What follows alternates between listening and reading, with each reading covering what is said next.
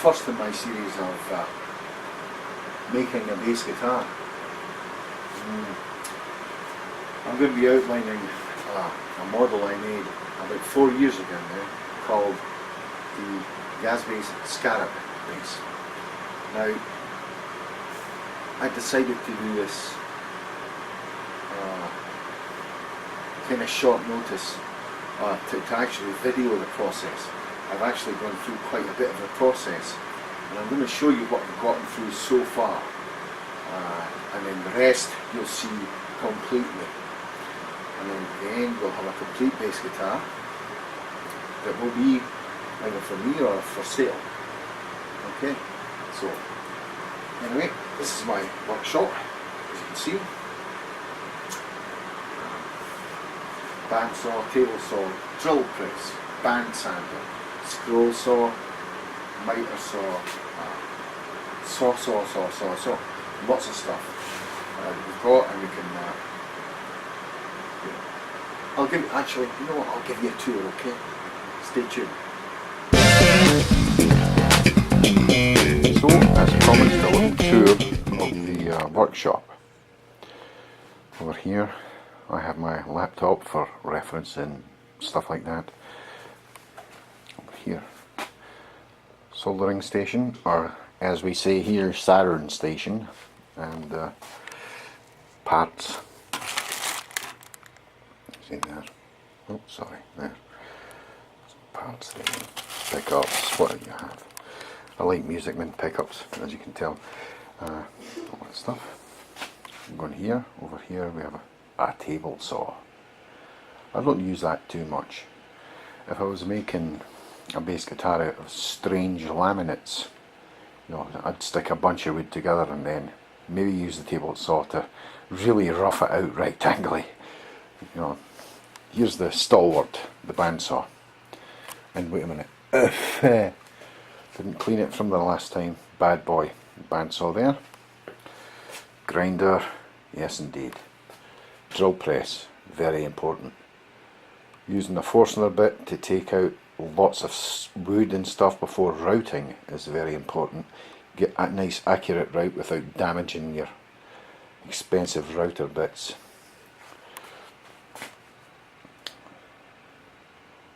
Belt sander and grinder there, lovely. Miter saw, at the back there's a big vise, the cloth in it to not damage wood. Over here we have a scroll saw, beautiful scroll saw there. I love that scroll saw, love that scroll saw. And then round here of course we have a main workstation, and there is the body of the Scarab that I am building right now. Now this bass body is made of zebra wood, which is pretty damn toxic. I love the look of it, but to work with it is a biatch. It's very hard wood. It's like a brick. So the dust from it is very, very fine particulate matter when you work it. So the trick is to wear rebreathers and have a good extraction system in your workshop, which I have. I'll show you there's the extraction system there. Go around the front. It's hanging from the ceiling of the garage, or should I say man cave workshop, and here we go. That takes most of the dust out there. The rest is extracted using the old shop vac there. I've got a bunch of other tools, and sanding tools and routers and stuff under there. So, woodworking is fun, isn't it? Yes. So what I did with this is, this was actually a plank of zebra wood. I made my first Scarab from it. This is the second one. I redesigned the body slightly to more to what I like, and I'll just turn this over here for you. You'll see here lots of routed cavities. It's for the battery pack. It's going to be an active base. There's a blemish there in the wood, but you know what, you keep that. It's part of the character of the wood. You always keep that. Turn it back over again. Routed Musicman pickup cavities there. Custom preamp is going to go into it. I'm going to have 1, 2, 3, 4, 5 controls. I'm going to have master volume, master tone, bass, middle, treble, pickup select switches here. You know, I'm going to have off, single, double neck, off, single, double bridge. That's the circuitry I'm going to be designing for it. So hey, it's going to be a lot of fun. And of course here is my station where I work shit out, you know, work stuff out. Should have bleeped that. Anyway, so that's the workshop. Over here, swing this aside. I also do robotics as well, so I've got a bunch of electrical components. In here is a bunch of robots that are not complete yet. Over here, oh, why is this not closing? Something's going on. There we go. And of course on the closet here I have all my pinouts for Arduino, Raspberry Pi, stuff like that. You know, I love building that stuff. It's very good. I'm an electronics engineer, right? I've got a degree in electronics engineering and I can't remember resistor tolerance colours and value colours because I'm a fucking doo-doo. Anyway, and over here, a lot of replacement parts, lots of stuff for turning. I used to have a lathe, I don't have a lathe anymore. Spoke shays over there, got some surforms, lots of right angles and levels, stuff like that, hacksaw, tenon saws, you name it. And this whole cabinet here, apart from the slippers, which are not mine by the way, so don't write in, is full of Arduinos and stuff. I'll just show you. It's not relevant to what we're talking about right now, but for example there, wait a minute, there we go.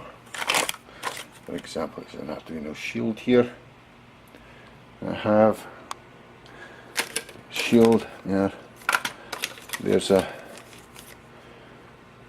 Arduino Mini. There's an AT Mega right there, all on anti-stack. You know, there's all my servos and connectors and stuff. Here's all batteries. In here there's a bunch of robotic goodies available for purchase. Not really for purchase, but here's an old Uno. See, that's a real Uno, not a Chinese rip-off, from Italy, right? The Chinese rip-offs are so much cheaper, aren't they, darlings? Anyway, so isn't that fun? So there's the workshop, and this is where I'll be doing most of my work. Next we're going to have a little study. We're going to have study, you know, study, right, of the body of the Scarab. I think I'm going to introduce you to the necks as well that I did. You know, there's some of the necks. One has an emblem on it and stuff. So, hey, back in.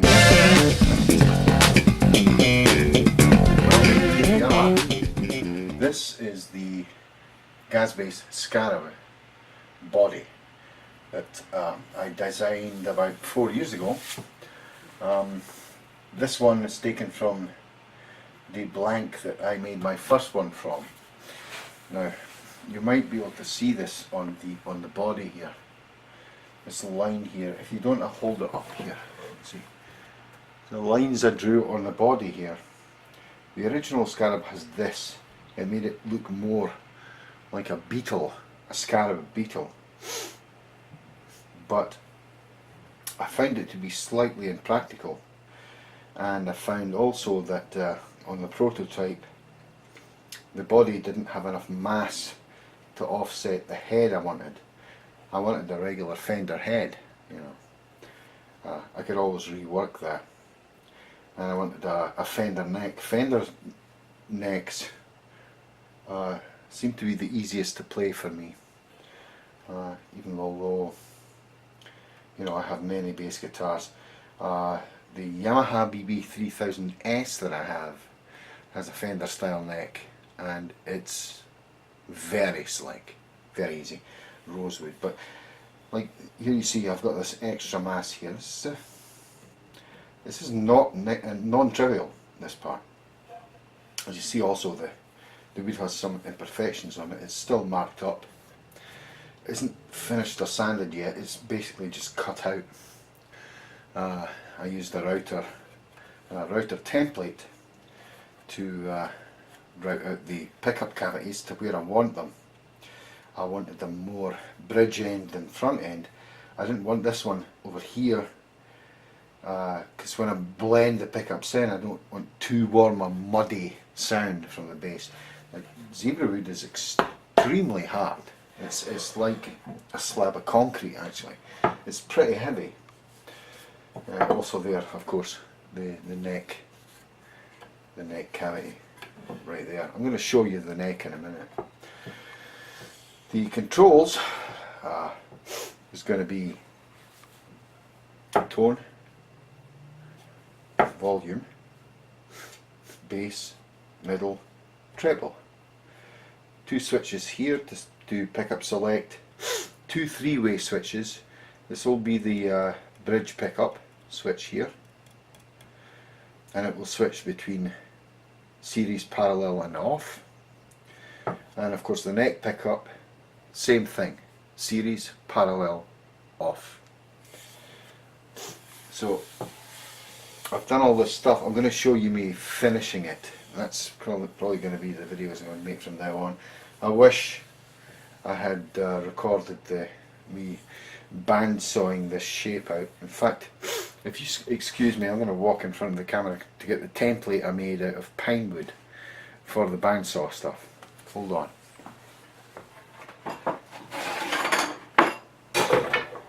Oops. There's the template.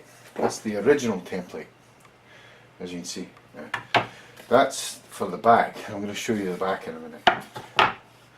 Put that there. See how much it's changed from the original design. I've put more, you know, there's not such a drastic cutout here.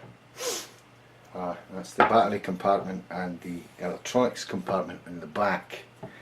I'm going to show you. But of course, I rough bandsawed all this out according to this template that I drew up.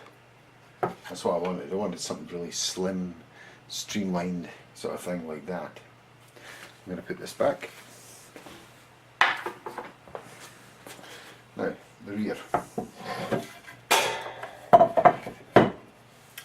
There's the rear. So all this is routed out. As you can see, it's very thin in this part. It's like a 1/8 inch thin to the front of the guitar, so that the control pots can go through. This huge space at the back here is for the preamp, and there will be a hole drilled here from the battery compartment to power the preamp, 9 volts. There's a ledge here so I can screw down. I'm going to make maybe an ABS plastic cover for it. I was thinking about wood, a laminate wood, but that's very tricky stuff. But I do have a scroll saw now, and I didn't at the time, so I might scroll saw this out, and you know, for the cat to make it really nice and high-endish. And up here, you know, we have the holes for the neck. Now let's have a look at the neck, shall we? So, and let's have a look at the back. Okay, now the back, let's show you the neck here. Now, I'm going to lay it down there and describe it a little. This is a pure maple neck. As you can see, it's a maple sandwich basically. There's hard rock maple on the top and actually flame maple on the bottom, but it's not very good grain, but that's okay. does the job it's meant to be, tonally sound. I actually purchased this one.